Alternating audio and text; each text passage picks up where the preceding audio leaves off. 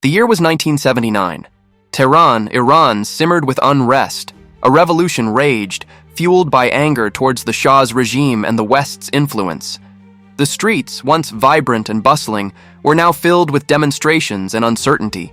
Fear hung heavy in the air, a palpable tension that gripped the city.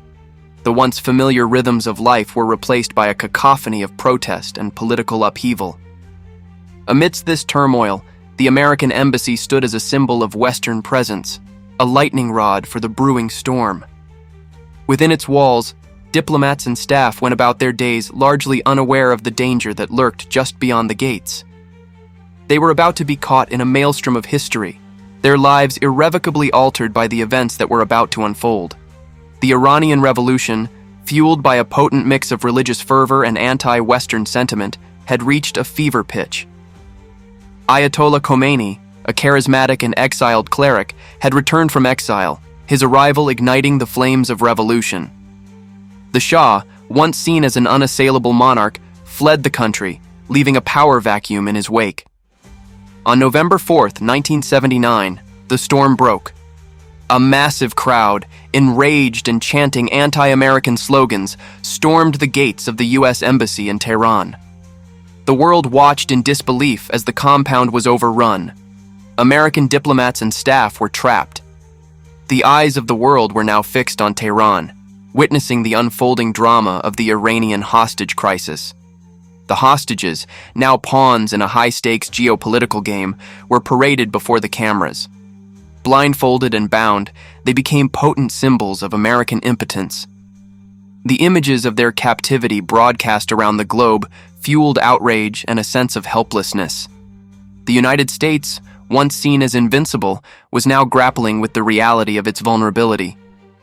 Inside the embassy, chaos reigned as the Americans scrambled to destroy sensitive documents, fearing they might fall into the wrong hands. Codebooks were burned, papers shredded, and computer files erased in a desperate attempt to safeguard national secrets. But for 6 Americans, escape from the besieged compound offered a glimmer of hope. As the hostage crisis gripped the world, 6 Americans, Robert Anders, Cora Amburn Lijek, Mark Lijek, Henry Lee Schatz, Joseph Stafford, and Kathleen Stafford, found themselves separated from the main group of hostages. They had managed to slip away during the chaos of the embassy takeover, seeking refuge in the home of the Canadian ambassador Ken Taylor. Their escape was a stroke of luck, but their ordeal was far from over.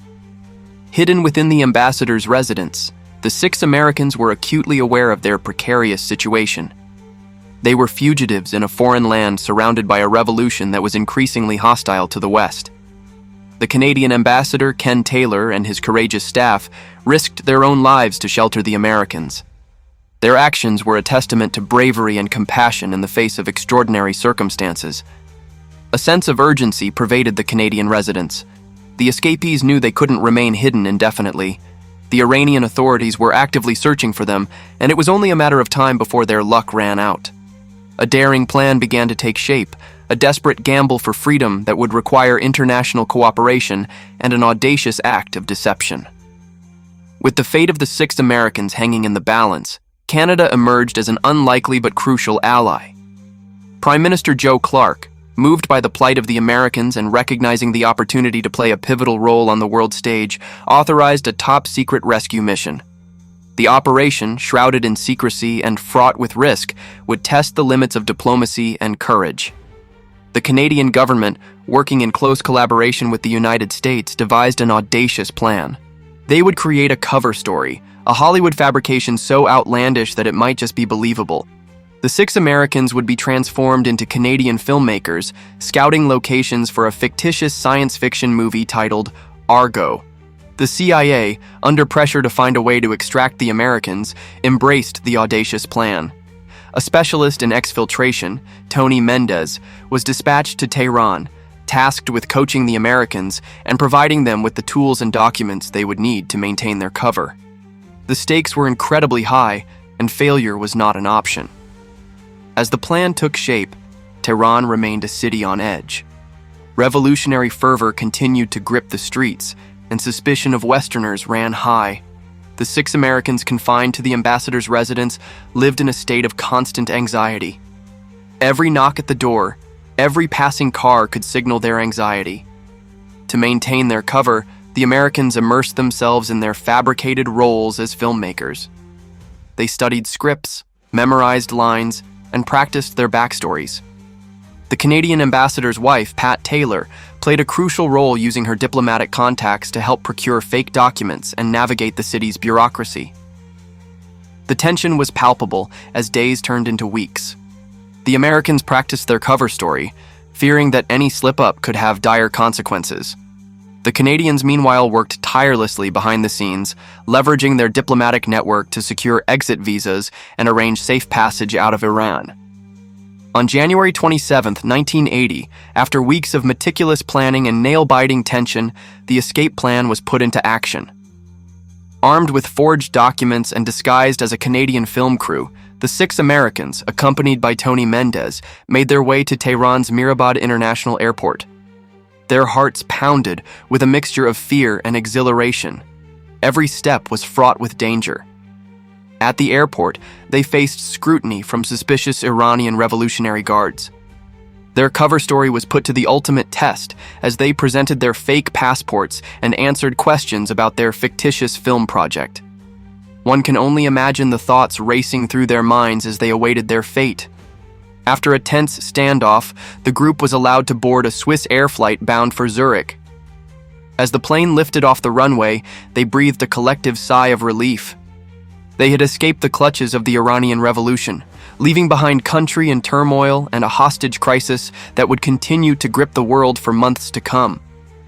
The daring escape of the 6 Americans from Iran, orchestrated with the help of Canada and shrouded in Hollywood intrigue, remained a closely guarded secret for years.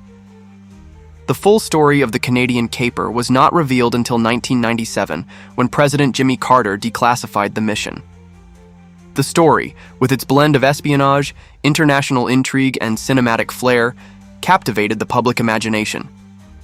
In 2012, the story of the Canadian caper was immortalized in the Academy Award-winning film Argo, directed by and starring Ben Affleck. The film, a critical and commercial success, brought the story to a new generation, highlighting the bravery of those involved and the enduring strength of the US-Canada alliance. While the film took some creative liberties, it captured the essence of the daring escape and the crucial role played by Canada. Argo served as a reminder of the complexities of international relations and the courage that can be found in unexpected places. The successful rescue of the 6 Americans from Iran was a testament to the power of international cooperation and the unwavering courage of those involved.